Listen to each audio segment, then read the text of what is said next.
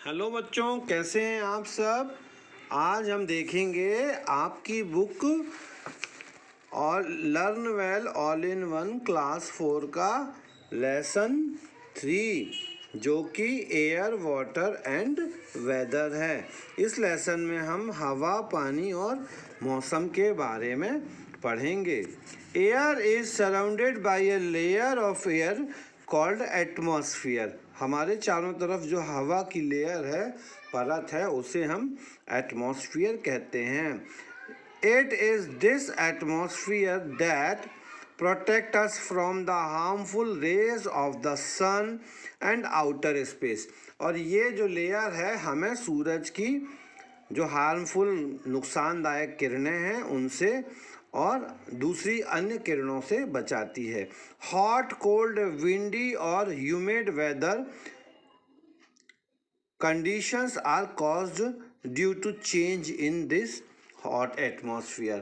और गर्म, ठंडा, है ना, बादल, ये सारा जो मौसम में बदलाव होते हैं ये इसी एटमॉस्फेयर के चेंज के कारण देखने को मिलते हैं। एयर, सबसे पहले हम देखते हैं एयर क्या है। Air is everywhere around us. We can not see air but we can feel it. हवा हमारे चारों तरफ है, हम इसे देख नहीं सकते लेकिन हम महसूस कर सकते हैं। It has wait and occupy space.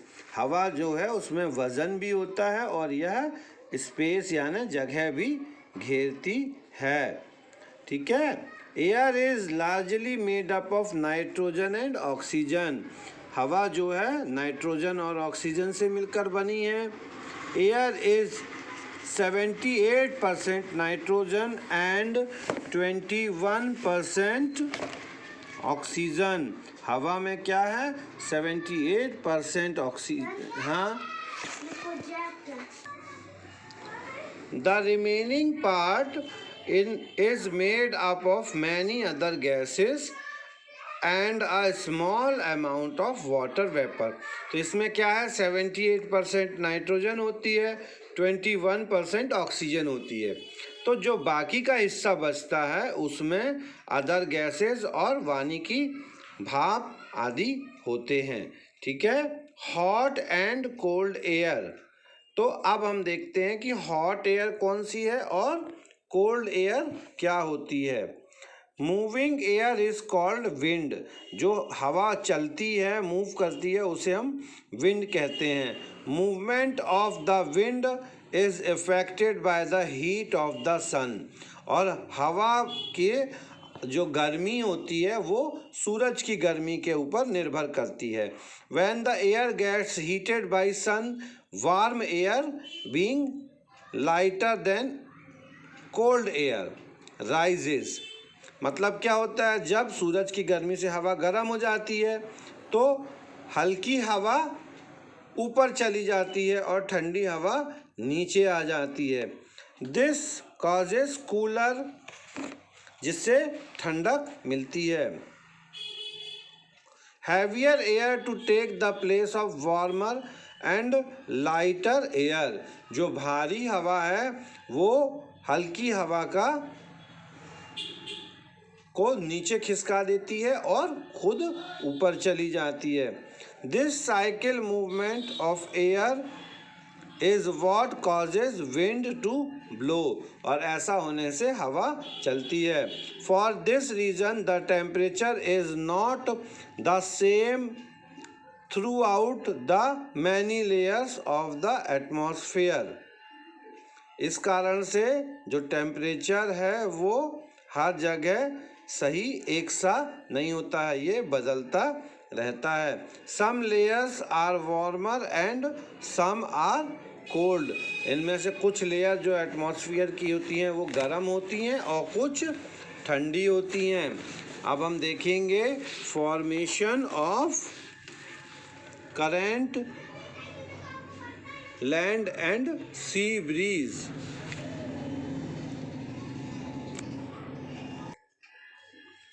तो formation of air, currents, land and breeze. हवा में हम किस तरह। It is very important to understand the different ways in which land and water heat up and cool down. ठीक है, तो ये हमको सीखना समझना बहुत ज़रूरी है कि जो हमारा पानी है और हवा है कभी गर्म हो जाते हैं और कभी ठंडे हो जाते हैं। Land heats up and cools down faster then water. ज़मीन जो है वो पानी की तुलना में जल्दी गर्म होती है। During the day heat from the sun warms the land and water both. और दिन के समय में क्या होता है, सूरज की गर्मी से हवा और पानी दोनों गर्म हो जाते हैं। The air above the land is also hotter than air above the sea.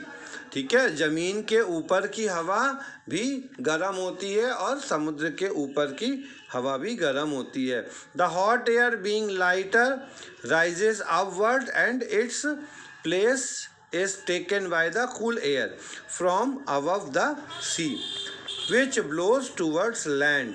और समुद्र के ऊपर पास में क्या होता हैगा कि जो ठंडी हवा है वो नीचे आ जाती है और जो गर्म हवा है वो ऊपर चली जाती है और इस तरह से हवा बहने लगती है। Thus wind blow from the sea towards the land। और ये समुद्र से मैदान की तरफ हवा बहती है। This is called an on शोर और सी ब्रीज। तो इस तरह से जो समुद्र से चलने वाली हवाएं हैं जो हमारे तक आती हैं उन्हें हम ऑन शोर सी ब्रीज कहते हैं, मतलब समुद्र के किनारे से ज़मीन की तरफ बहने वाली हवाएं। During the night when there is no sun the land cool down faster than sea. और रात में क्या होता है, जब सूरज नहीं होता है तो ज़मीन जल्दी ठंडी हो जाती है समुद्र की तुलना में। Meanwhile the air above the sea is still warm and it rises up. और अभी भी क्या होता है, समुद्र के ऊपर की हवा गर्म रहती है। The cool air from the land rushes into take the place of the rising air above the sea. और जो समुद्र के ऊपर की गर्म हवा है उसका स्थान कौन ले लेता है, ठंडी हवा ले लेती है। जो ज़मीन की ठंडी हवा है वो समुद्र के ऊपर जाली जाती है। दस विंड विलो from the land to sea during the night. तो इसलिए रात में जो हवाएं हैं वो ज़मीन से समुद्र की तरफ बहती हैं। दिस कॉल्ड ऑफ शोर और लैंड ब्रीज। मतलब क्या हुआ, एक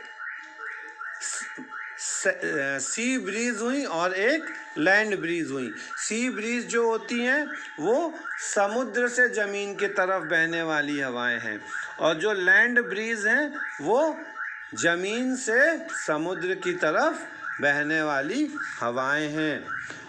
water is essential for life. हमारे जीवन के लिए पानी बहुत आवश्यक है।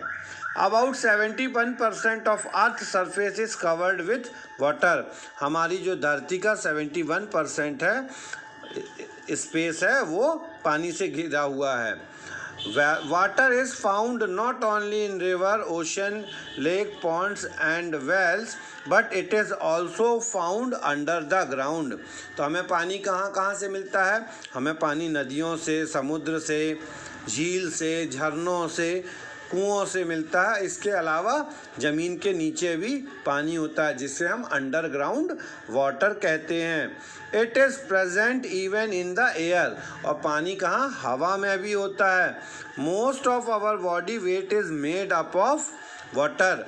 और हमारे शरीर का जो अधिकतर वज़न है वो पानी का ही होता है। Water exist in nature as ice. हमारे प्रकृति में भी पानी कैसे रूप में मिलता है, बर्फ़ के रूप में मिलता है। Liquid water and water vapour.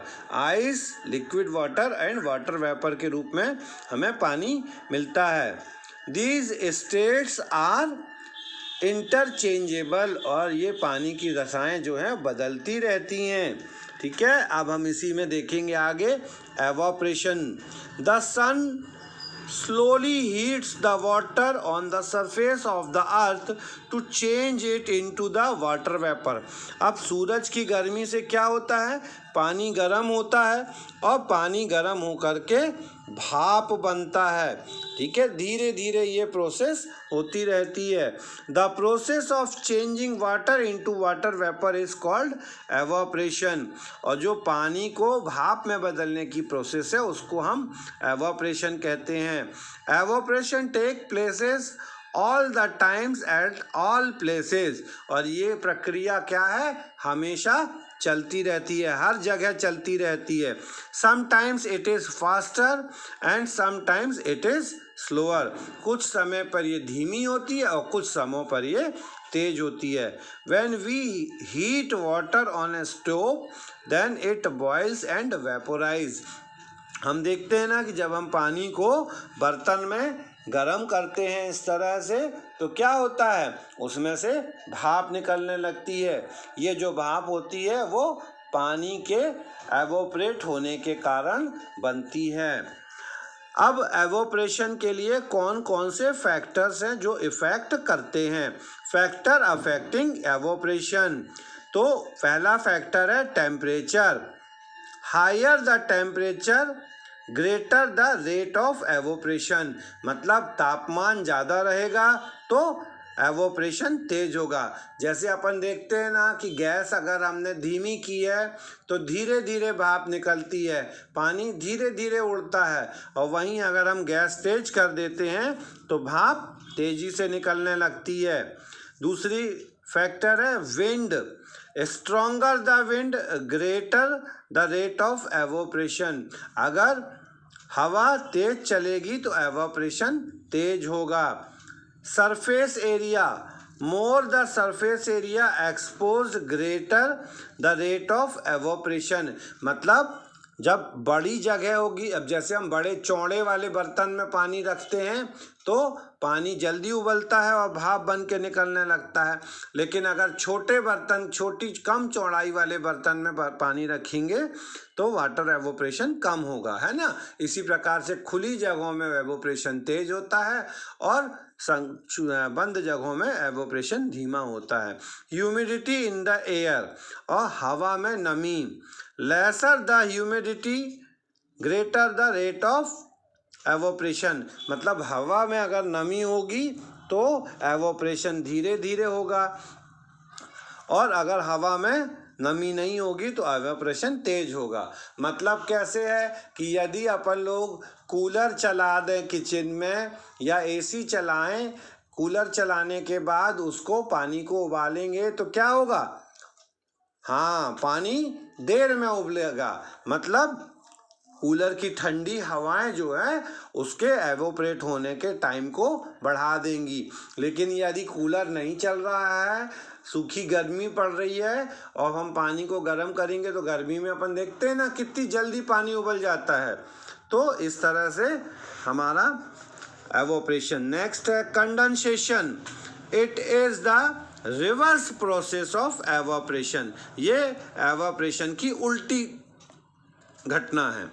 When water evaporates, cools down, it changes into water।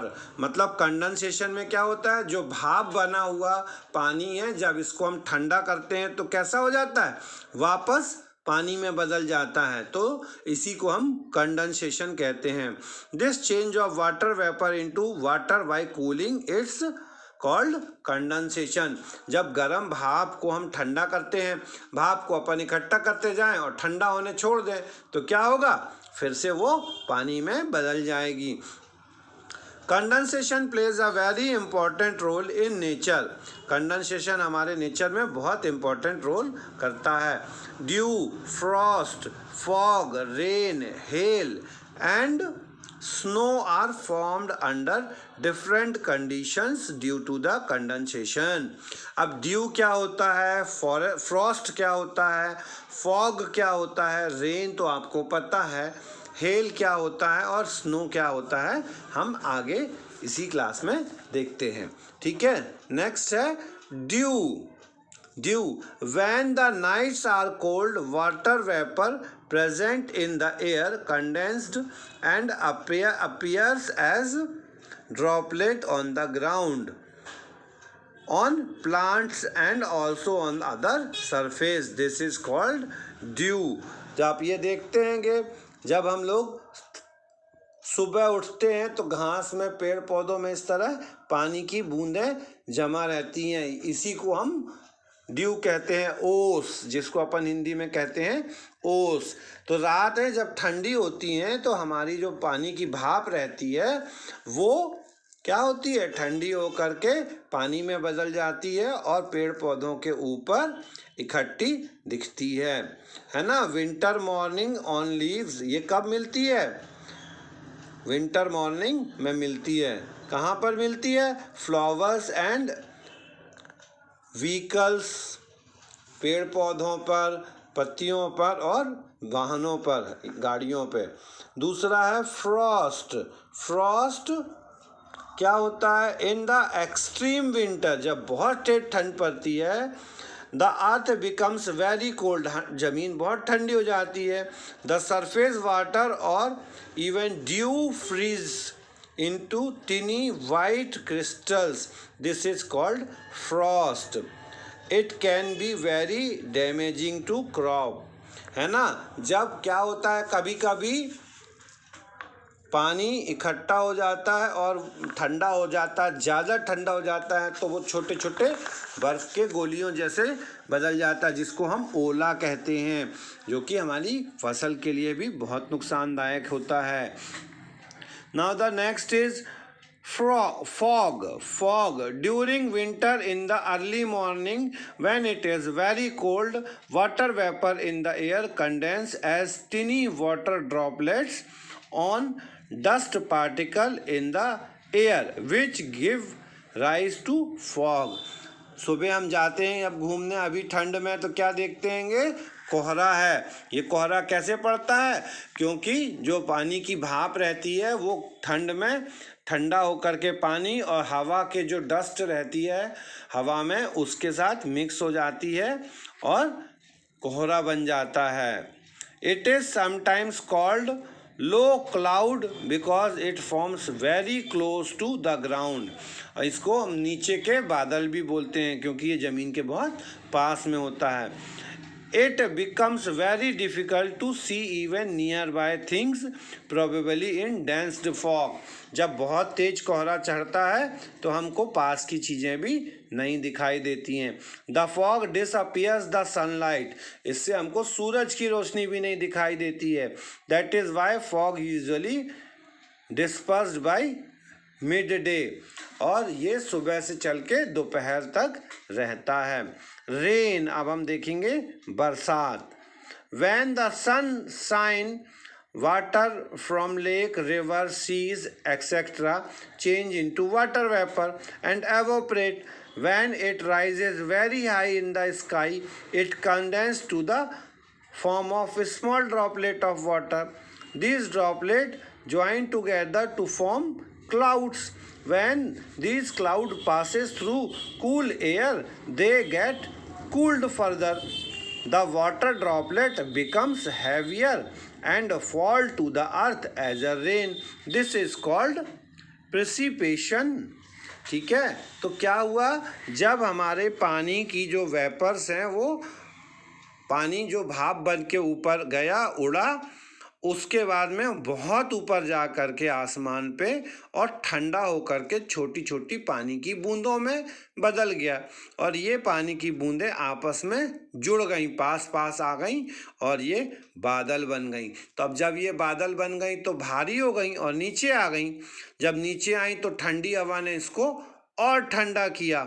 जब और ठंडा किया तो ये जो है पानी की बूंदें बन के ज़मीन पे गिरने लग गई, जिसको अपन ने क्या कह दिया, रेन कह दिया, बारिश, बरसात।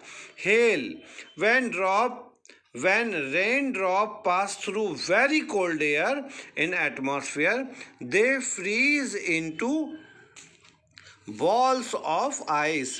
ओला, हेल क्या मतलब है, ओला अपन देखते हैं ना, तो ये ओला कैसे, जब बरसात होती हैगी और बहुत ठंडी जगह से ये पानी की बूंदें गुजरती हैं तो ये बर्फ़ में बदल जाती हैं और ओले के रूप में हमारी ज़मीन पर गिरती हैं। इसके बाद में है snow. In winter certain regions receive very little light and heat from the sun. कुछ जगहों पर बहुत कम सूरज की रोशनी पड़ती है, जिसके कारण से the air is such regions contains enough water vapour when the temperature falls below the freezing temperature 0 degree Celsius the water becomes snow and fall to the ground.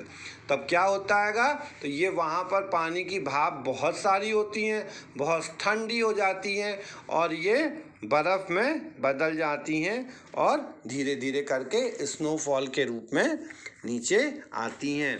तो अभी हमने वाटर के डिफरेंट टाइप्स देखे। अब हम देखते हैं underground water, ज़मीन के नीचे का पानी। A part of rain water sink into the ground. हमारे पानी का, बरसात का जो पानी है वो क्या होता है, गिरता है तो ज़मीन पर जा कर के गिरता है और इकट्ठा होता है। It passes through the top soil, सब सॉइल एंड पोर्स रॉक। क्या होता है, ऊपर की लेयर में, फिर नीचे की लेयर में और धीरे धीरे करके वो नीचे चला जाता है। It finally settle on the non pore rock. और छेद वाली चट्टानों से होता हुआ बिना छेद वाली चट्टानों के पास चला जाता है। This is how large quantity of underground water are formed. और इससे क्या होता है, बहुत अधिक मात्रा में ज़मीन में नीचे पानी इकट्ठा हो जाता है। इसी नीचे, ज़मीन के नीचे इकट्ठे हुए पानी को हम अंडरग्राउंड वाटर कहते हैं। The level of underground water is called water table. और इसको हम क्या कहते हैं, water table. It may be high और लो according to the season. The summer water evaporates more, so the water table is low. गर्मियों में क्या होता है, अपन देखते हैं ना, कुओं में पानी नीचे चला जाता है। क्यों? क्योंकि हमारे उन कुएं का पानी जो है एवोपरेट हो जाता हैगा, तो वाटर टेबल लो हो जाती है। ठीक है। उसी प्रकार से in winter and the rainy season water collect below the soil and less evaporate take places. The water table is usually high in the rainy season. और ठंड में और बरसात में क्या होता है, हमारा पानी को, ज़मीन को मिलता रहता है और ज़मीन उसको सोखती रहती है, जिससे हमारा वाटर टेबल नीचे नहीं जा पाता है। If the water table is near the surface, water can be easily obtained by means of hand pump. तो अगर हमारे ज़मीन में वो पानी का लेवल, वाटर टेबल ऊपर है, तो हम उसको हैंड पंप से निकाल सकते हैं। ठीक है। And deep wells are not necessary. इसके लिए हमको बड़े गहरे कुएं खोदने की ज़रूरत नहीं पड़ती है।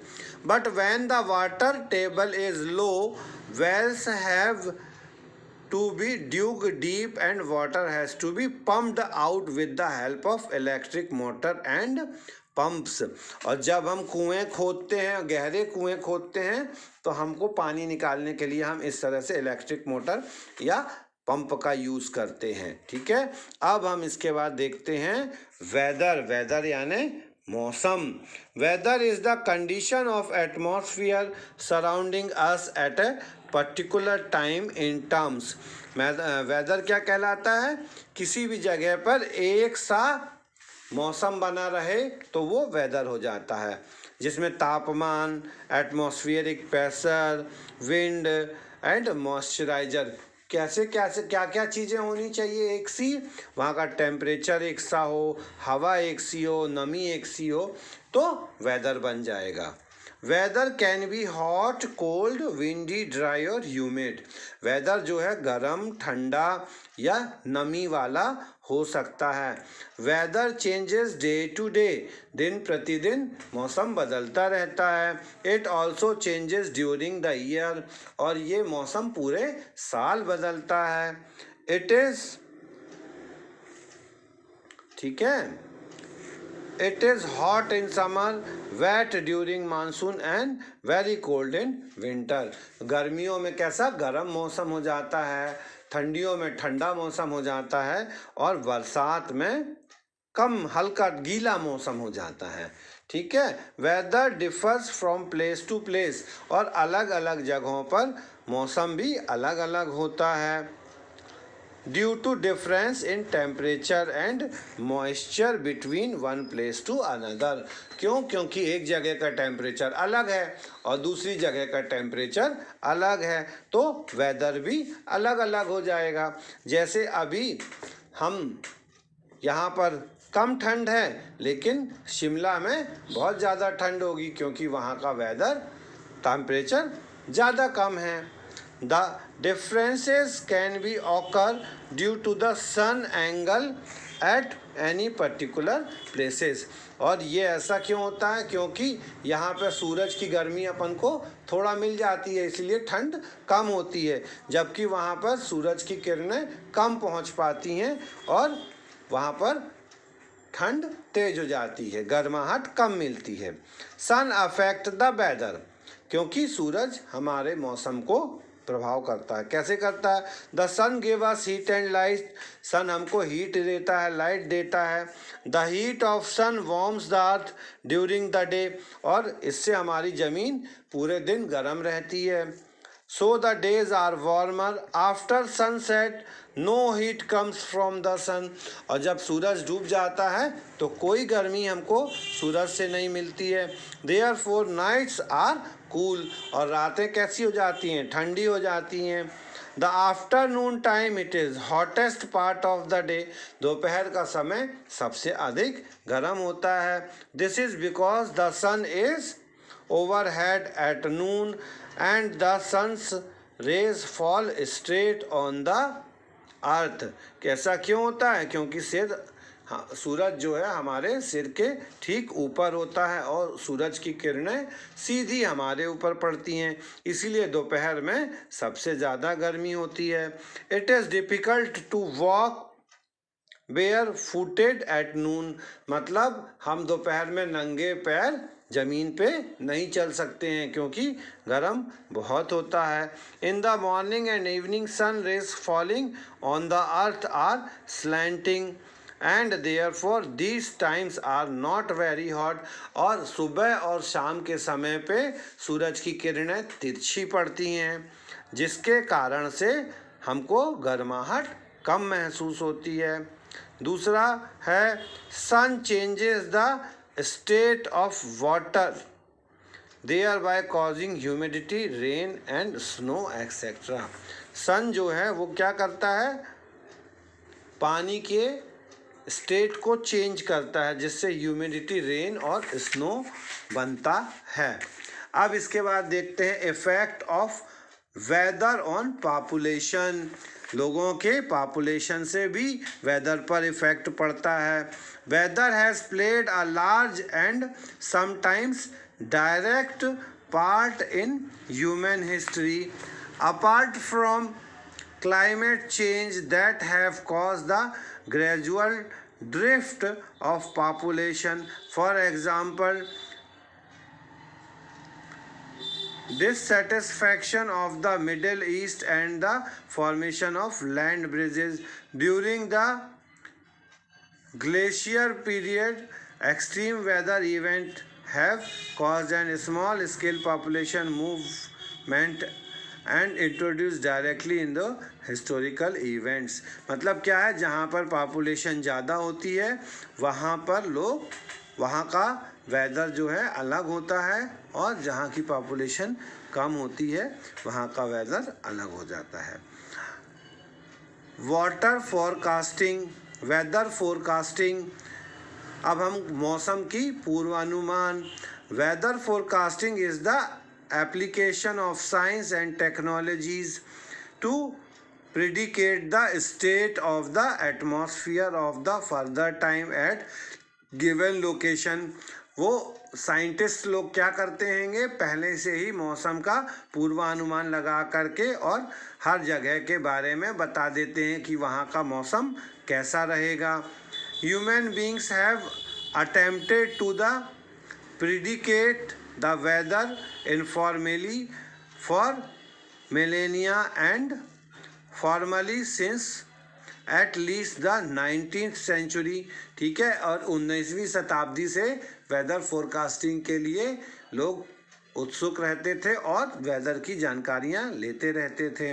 Weather forecast are made by collecting quantitative datas. ये कैसे पता चलती है? जब हम डेटा इकट्ठे करते हैं तब हमको वेदर फोरकास्ट के बारे में पता चल जाता है। आपने देखा होगा atmosphere and using scientist understand of atmospheric pressure to project how the atmosphere will evolve. ये इन लोग क्या करते हैं, साइंटिस्ट लोग एटमॉस्फेरिक प्रेशर के बारे में जानकारी इकट्ठी करते हैं, जिससे ये पता चल जाता है कि मौसम कैसा रहता है। आप देखते हैं अब हमारे मोबाइल पे भी ऐप आ गया है जिसमें अपन वो वेदर फोरकास्ट देखते हैं कि आज बादल रहेंगे, कि पानी बरसेगा, आज का टेम्परेचर कितना है, ठीक है ना। तो ये सारा वेदर और कल कितना टेम्परेचर होगा, कल का मौसम कैसा रहेगा, तो इस तरह से हम वेदर फोरकास्ट के बारे में जान सकते हैं। तो यहाँ पर हमारा ये लेसन ख़त्म होता है। अगले क्लास में हम फिर मिलेंगे, तब तक आप इसको अच्छे से पढ़ें और चैनल को सब्सक्राइब ज़रूर करें।